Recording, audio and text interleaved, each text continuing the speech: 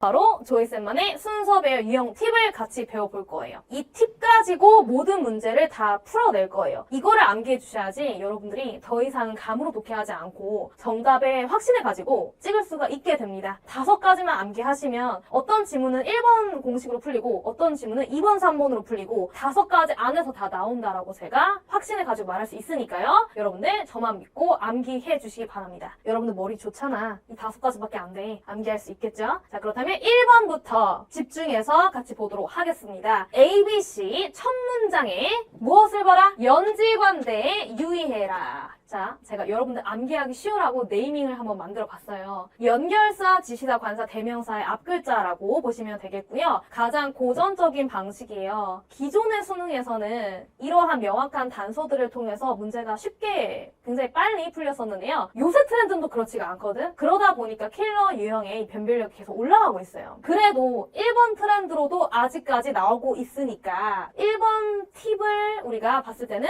조금 난이도는 더 쉬울 수가 있다. 자, 그렇다면 순서 배열에서 가장 많이 나오는 연결사부터 정리해드릴 건데요. 연결사라는 건 뭐예요? 앞뒤 문장을 매끄럽게 연결해주는 단어란 뜻이죠. 순서 배열에서 요 단어들이 제일 많이 나오니까 혹시 내가 모르는 단어가 있었다면 지금부터 암기하시면 되겠습니다. 자, 첫 번째부터 같이 볼게요. 구체화를 나타내는 연결사. 즉, 앞으로 사례를 언급하겠다는 뜻이에요. 그래서 대표적으로 for example, for instance 같은 연결사가 있어요. 간단하죠? 자, 두 번째 볼게요. 역접의 연결사. 하지만이라고 했을 때는 however, yet, but과 같은 연결사가 있습니다. 역접의 연결사가 나온다라는 건 앞뒤 맥락이 싹 꺾어버렸다는 거죠. 반전되는 내용이 나온다라고 보시면 되는 거예요. 세 번째 볼게요. 재진술. 재진술이라는 건 뭐야? 앞뒤 똑같은 내용 나온다는 거야. In other words, 이 연결사가 대표적으로 많이 등장하고 있어요. 자, 마지막 볼게요. 열거. 이거 굉장히 중요합니다. 열표. 열거라는 것은 비슷한 사례를 열거할 때 이 연결사를 쓴다라는 거예요.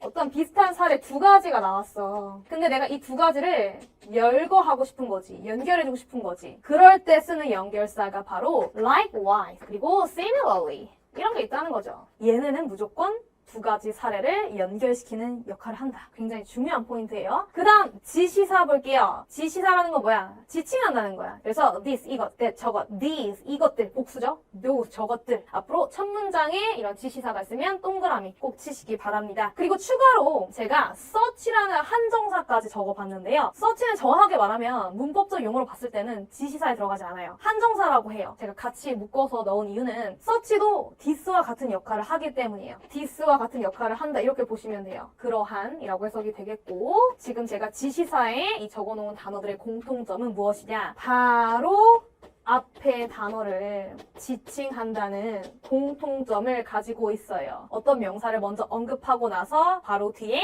이 지시사를 쓸 수가 있다라는 거지. 자, 세 번째 볼게요. 관사. 관사에는 크게 더가 있는데요. 명사를 쓴 이후에 더 명사를 쓸 수 있다는 거지. 핵심 포인트로 말씀드리고 싶은 부분은 명사라는 것은 이 명사를 최초로 언급했다라는 뜻입니다. a farmer 이후에 the farmer 이렇게 쓸 수가 있다는 거지. a farmer를 언급한 단락은 이 농부에 대해서는 처음 언급한 단락이다. 이렇게 보면 돼요. 굉장히 꿀팁이 됩니다. 잘 암기해 두셔야 합니다. 자, 마지막 대명사. 대명사 뭐예요? 앞에 있는 명사와의 반복을 피하기 위해서 쓰는 것을 대명사라고 하잖아. 제가 계속 조이가 뭐 했고 조이가 뭐 했고 이러면 여러분들 듣다 현기증 날 수가 있거든요. 그래서 어떻게 바꿔치기 하는 거야? she. 그녀는 이라고 바꿔치기 한다라는 거지. 즉, 이 대명사도 바로 앞에 어떤 고유 명사가 등장한 이후에 쓸 수가 있다. 이렇게 보시면 되겠고 지시사랑 비슷한 역할을 한다라고 보면 되는 거예요. 1번은 여러분들이 지금까지 많이 봐왔던 어디선가 한 번쯤은 들어봤던 그런 고전적인 방식이라고 말씀을 드렸습니다. 자, 그렇다면 이제부터는 new trend. 요새 출제 방식은 어떻게 접근이 되고 있는지 보도록 할게요. 2번부터 잘 들어보세요. 바로 독해의 흐름은 포괄적인 진술에서 구체적